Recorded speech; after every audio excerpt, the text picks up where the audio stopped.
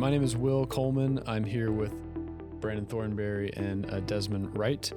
So Desmond, you kind of occupy a unique space in the real estate world. You're a realtor, so you see, buying and selling of residential homes on kind of the normal home market. And then you're also an investor, a landlord, and you flip houses as well. So you see the investment side of it as well. I'm just curious your thoughts on what your experiences was for 2025 in terms of the housing market, and then what you think 2026 is going to look like. I think I started this year kind of expecting worse than it was. So it was a nice surprise. I think that buyers have become more realistic, especially up north of Nashville where I'm at.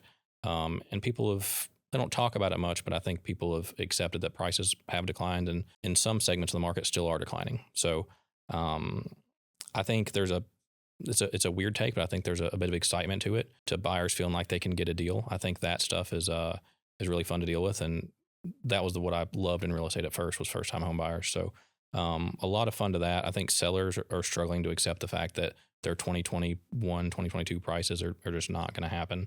But at the same time, my go-to rebuttal, for lack of a better word, is, but if the house you're going to go buy is also a lot cheaper than it was a few years ago now. So is it a loss or is it a wash? Great. And in 2026, do you think it'll be more of a buyer's market, more of a seller's market? What do you think kind of the next year looks like? Sure. I tend to lean that it's more of the same. Okay. I feel like obviously right now there's a lot of uncertainties. Hopefully some rate reductions will move the needle, but you just never know. I tend to think more of the same. Buyers will get a little more bold. Sellers will maybe face a little bit more reality. And I think transaction volume, especially in my market, will increase. Do you have any thoughts on what rates are going to do? I know that's a crystal ball question, but yeah, I don't know. It's like every time the Fed does something, we learn quickly that was already priced into the mortgage rates. So I tend to think that a slight reduction. I mean, everyone feels like there's some magic number that if we see fives, people are going to jump. And I'd say that I agree that's probably true. A lot of people jump into the market, but who knows? Yeah. Brandon, just quickly, any thoughts on your end, what 2026 looks like? Yeah. So I'm always thinking in terms of like buying investment properties. And I think my biggest tip for 2026 is just to put offers out.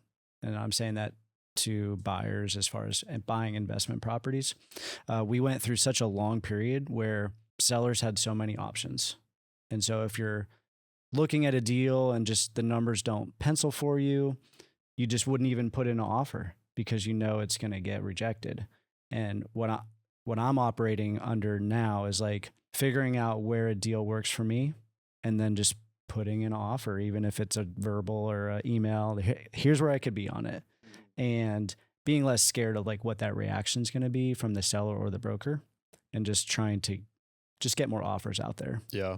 What about the sell side? Like, would you just try not to sell? For me, if I'm selling, it's more situational. Yeah.